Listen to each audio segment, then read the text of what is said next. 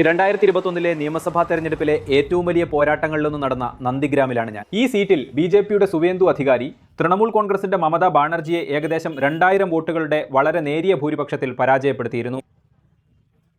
ഇപ്പോൾ ഇത്തവണയും ബിജെപി സുവേന്ദുവിനെ വീണ്ടും മത്സരിപ്പിച്ചിരിക്കുകയാണ്. ഈ സീറ്റിൽ സുവേന്ദുവിന്റെ മുൻ സഹായിയായ പവിത്ര കരുണയാണ് ടിഎംസി മത്സരിപ്പിക്കുന്നത്. ഇവിടെ രസകരമായ കാര്യം SIR ഡാറ്റയാണ്. ഇവിടുത്തെ വിജയ ഭൂരിപക്ഷം വെറും 2000 വോട്ടുകൾ മാത്രമായിരുന്നുവെന്ന് ഞാൻ നേരത്തെ സൂചിപ്പിച്ചുവല്ലോ. കൊൽക്കത്ത ആസ്ഥാനമായുള്ള സബർ ഇൻസ്റ്റിറ്റ്യൂട്ട് ഇവിടെ ഒരു പഠനം നടത്തിയിട്ടുണ്ട്. ഈ സീറ്റിലെ മുസ്ലിം ജനസംഖ്യ ഏകദേശം 25% ഇവിടെ നിന്ന് ഒഴിവാക്കപ്പെട്ട വോട്ടർമാരിൽ 95% മുസ്ലിങ്ങളാണെന്ന് അവർ പറയുന്നു. ഇത് താഴെത്തട്ടിൽ എങ്ങനെയാണ് പ്രതിഫലിക്കുന്നത്? ജനങ്ങൾക്ക് എന്തു തോന്നുന്നു? പ്രത്യേകിച്ച് പേരുകൾ വെട്ടിമാറ്റപ്പെട്ടവർക്ക് നമ്മൾ അത് കണ്ടെത്താൻ പോവുകയാണ്. അപ്പോൾ നന്ദിഗ്രാമിൽ വോട്ടർമാരെ പട്ടികയിൽ നിന്ന് നീക്കം ചെയ്ത ഒന്നിലധികം ഗ്രാമപഞ്ചായത്തുകളോ ബൂത്തുകളോ ഉണ്ട്.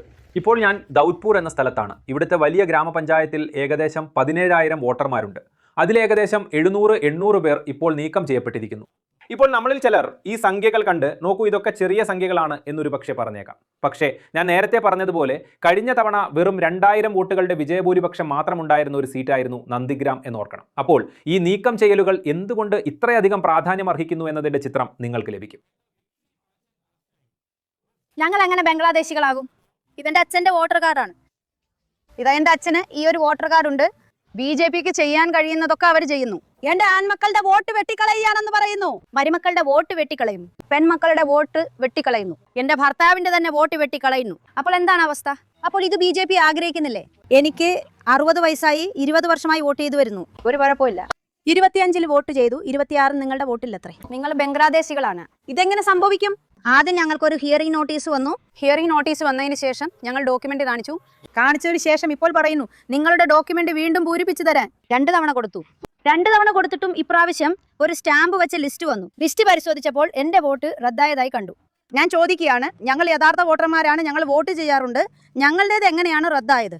അതുകൊണ്ട് ഇത് കണ്ടിട്ട് ഞാൻ വീണ്ടും ഓൺലൈനായി അപേക്ഷിച്ചിട്ട് ഞങ്ങൾ വീണ്ടും റീജിയണൽ ഓഫീസിൽ പോയി എല്ലാ രേഖകളും കാണിച്ചിട്ടും ഇതുവരെ ഒരു മറുപടിയും വന്നിട്ടില്ല. അതുകൊണ്ടാണ് നിങ്ങൾ വന്നതുകൊണ്ട് ഞാൻ പറയുന്നത്, ഞങ്ങൾ യഥാർത്ഥ വോട്ടർമാരാണ്, ഞങ്ങൾ വോട്ട് ചെയ്യുമെന്ന്. പൗരന്മാർ എന്ന നിലയിൽ ഞങ്ങൾക്ക് ആ വോട്ട് ലഭിക്കും.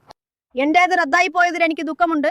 അത് എന്റെ മാത്രം ദുഃഖമല്ല. ദീദിയുടെ ഒരു വോട്ട്, ഇത്രയും വലിയൊരു മുഖ്യമന്ത്രിയുടെ വോട്ട് ഞങ്ങൾക്ക് ചെയ്യാൻ പറ്റിയില്ലെങ്കിൽ അത് ഞങ്ങൾക്ക് വലിയ വിഷമം ഉണ്ടാക്കുന്ന കാര്യമല്ലേ? അതുകൊണ്ട് വലിയ വിഷമാണ്, അതായത് ഭയങ്കരമായ വിഷമം. ഈ പ്രാവശ്യമെങ്കിലും വോട്ട് ചെയ്യാൻ സാധിച്ചിരുന്നെങ്കിലെന്ന്. അതുകൊണ്ട് ഞാനൊരു അഭ്യർത്ഥന നടത്തുകയാണ് സാർ, ഞങ്ങളുടെ പേര് ശരിയായി വരാൻ വേണ്ടി. സമർപ്പിക്കാൻ പറഞ്ഞു. എല്ലാ ഡോക്യുമെന്റ്സും വെച്ച് ഞാൻ സമർപ്പിച്ചു. വീണ്ടും പറയുന്നു തെറ്റു പറ്റിപ്പോയെന്ന്. വീണ്ടും ഒന്നുകൂടി സമർപ്പിച്ചു. വീണ്ടും പറയുന്നു പേര് ഡിലീറ്റ് ആയി പോയെന്ന്. എന്ത് തെറ്റാണ് പറ്റിയതെന്ന് നിങ്ങൾക്ക് മനസ്സിലായോ? ഇല്ല, അറിയില്ല. നിങ്ങൾ കണ്ടെത്താൻ ശ്രമിച്ചോ? ചോദിക്കുമ്പോൾ ശരിയാകുമെന്ന് പറയുന്നു. ശരിയാക്കും. എന്നിട്ട് വീണ്ടും പറയുന്നു മേഖലയിൽ പോയി കൊടുക്കണമെന്ന്. വീഡിയോ ഓഫീസിൽ കൊടുക്കണമെന്ന് പറയുന്നു. എല്ലാ സ്ഥലത്തും പേപ്പറുകൾ കൊടുക്കുന്നുണ്ട്. ഓടി നടക്കുകയാണ്. ഇത്തവണ ശരിയാകുമെന്ന് പറയുന്നു. എനിക്ക് നിങ്ങളോടൊരു കാര്യം ചോദിക്കാനുണ്ട്. ഇവിടുത്തെ BJP സ്ഥാനാർത്ഥിയായ സുവേന്ദു അധികാരി പറയുന്നു ആരുടെയെല്ലാം പേര് വെട്ടിമാറ്റിയിട്ടുണ്ടോ അവരെല്ലാം ബംഗ്ലാദേശികളോ നുഴഞ്ഞുകയറ്റക്കാരോ ആണെന്ന്. നിങ്ങൾ എന്തു പറയുന്നു? എന്റെ രേഖകൾ അവർ പരിശോധിക്കട്ടെ. ഞാൻ ബംഗ്ലാദേശിയാണെങ്കിൽ ഞാൻ ബംഗ്ലാദേശിലേക്ക് പോകും. എന്റെ രേഖകൾ പരിശോധിച്ച് അത് ശരിയാണെന്ന് തെളിഞ്ഞാൽ ഞാൻ ഇവിടെ തന്നെ ഉണ്ടാവും. എന്റെ ഡോക്യുമെന്റ്സ് എന്റെ തെളിവാണ്, സാക്ഷിയാണ്. ഞാൻ എന്തു പറയാനാണ്? എന്റെ അമ്മയും അച്ഛനും എല്ലാവരും ഇവിടുത്തുകാരാണ്. അപ്പോൾ പിന്നെ ഞാൻ എങ്ങനെ ബംഗ്ലാദേശിൽ നിന്നായി? അപ്പോൾ എന്റെ അമ്മയും അച്ഛനും ബംഗ്ലാദേശുകാരായിരിക്കുമോ? സഹോദരനും സഹോദരിയും എല്ലാവരും അങ്ങനെ ആയിരിക്കുമല്ലോ. എല്ലാവരുടെയും പേര് ശരിയാണല്ലോ. എന്റെ മാത്രം എന്തുകൊണ്ട് തെറ്റാകണം? അതുതന്നെയാണ് പ്രശ്നം, വേറൊന്നുമില്ല സർ. ഞാൻ എന്ത് ചെയ്യാനാണ്? ഇലക്ഷൻ കമ്മീഷണറുടേതാണ് എല്ലാം, അത്രയേ ഉള്ളൂ, വേറൊന്നുമില്ല. ഓൺലൈനിൽ 3 തവണ പേപ്പർ സമർപ്പിച്ചു, എന്നിട്ടും തെറ്റാണ്. എന്റെ സഹോദരനും സഹോദരിയും അടക്കം 10 പേരിൽ 7 പേരുടേത് ശരിയായിട്ടുണ്ട്. 3 പേര് എന്റെ 3 സഹോദരിമാർ ഒഴിവാക്കപ്പെട്ടു. എന്തുകൊണ്ട്? എന്റെ അച്ഛൻ്റേത് ശരിയാണ്, പക്ഷെ ഞാൻ ബംഗ്ലാദേശിൽ നിന്നാണത്രേ. ഉദാഹരണത്തിന് ഒരാളെ ഒഴിവാക്കിയാൽ അയാൾ ഒഴിവാക്കപ്പെട്ടു. അപ്പോൾ നിങ്ങൾക്ക് എത്ര തവണ ഈ ഫോമുകൾ സമർപ്പിക്കേണ്ടി വന്നു? 3 തവണ ഫോം സമർപ്പിച്ചു. 3 തവണ, എന്നിട്ടും അത് ശരിയായില്ല. ഞങ്ങൾ എങ്ങനെ ബംഗ്ലാദേശികളാകും? അദ്ദേഹമോ അവരെ വെറുതെ ഉറക്കെ പറഞ്ഞതുകൊണ്ട് മാത്രം അത് ശരിയാകുമോ? ഞങ്ങളുടെ ഡോക്യുമെന്റ്സ് നോക്കണം. എന്റെ അമ്മാവന്റെ ഡോക്യുമെന്റ്സ്, എന്റെ മക്കളുടെ പേര് ശരിയാണ്, പിന്നെന്തിനാണ് എന്റെ പേര് വെട്ടിയിരിക്കുന്നത്? ഈ സംഭവിക്കുന്നത് SIR, ഇത് തികച്ചും ഒരു അനധികൃതമായ കാര്യമല്ലേ? ഞാൻ ഭാരതവർഷത്തിലെ പൗരനാണ്. ഞാൻ ബൈ ചോയ്സ് അല്ല, അല്ലെങ്കിൽ ബൈ ചാൻസ് അല്ല, ബൈ ചോയ്സ്.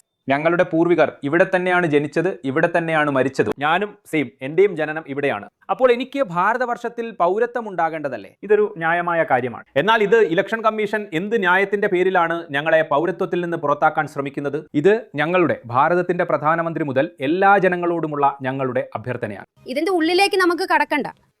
അപ്പോൾ ഞാൻ ഈ പ്രദേശത്തെ രണ്ടാമത്തെ ഗ്രാമത്തിലാണ്. ഇതിനെ ഹബീബാദ് എന്നാണ് വിളിക്കുന്നത്. ഞാൻ ആ പേര് ശരിയായിട്ടാണ് ഉച്ചരിക്കുന്നതെങ്കിൽ. എൻ്റെ കൂടെ ഇവിടെ ഈ സ്ത്രീയുണ്ട്. അവരുടെ വീട്ടിലെ ഒന്നിലധികം വോട്ടുകൾ വെട്ടിക്കളഞ്ഞു എന്നവർ പറയുന്നു.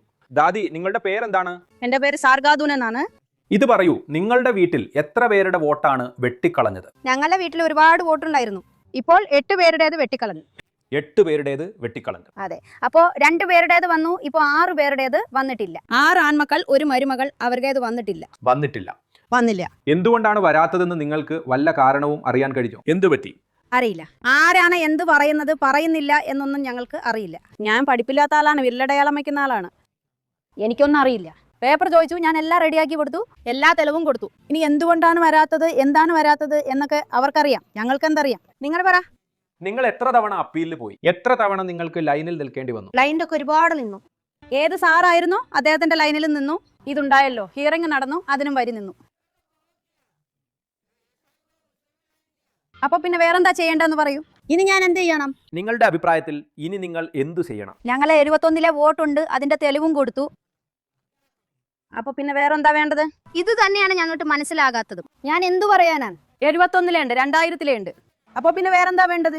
സെൻസസിന്റെ പേപ്പർ ഉണ്ട്, പിന്നെ എന്തൊക്കെ തെളിവുണ്ടായിരുന്നു? Ration card, voter card, Aadhaar card, PAN card, എല്ലാ പ്രൂഫും കൊടുത്തു.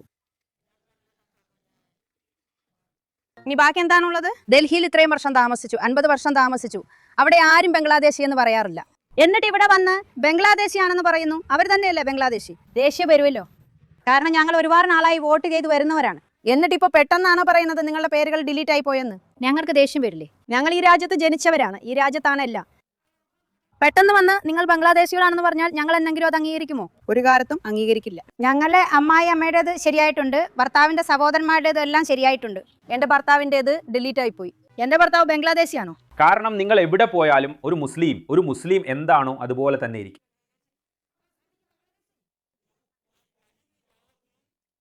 നിങ്ങളുടെയൊക്കെ പ്രോഗ്രാം ഞങ്ങൾ കാണാറുണ്ട്. ആ പ്രോഗ്രാം കാണുമ്പോഴെല്ലാം അതേ കാര്യങ്ങൾ കേട്ട് കേട്ട് ദേഷ്യം കൂടും, BP കൂടും.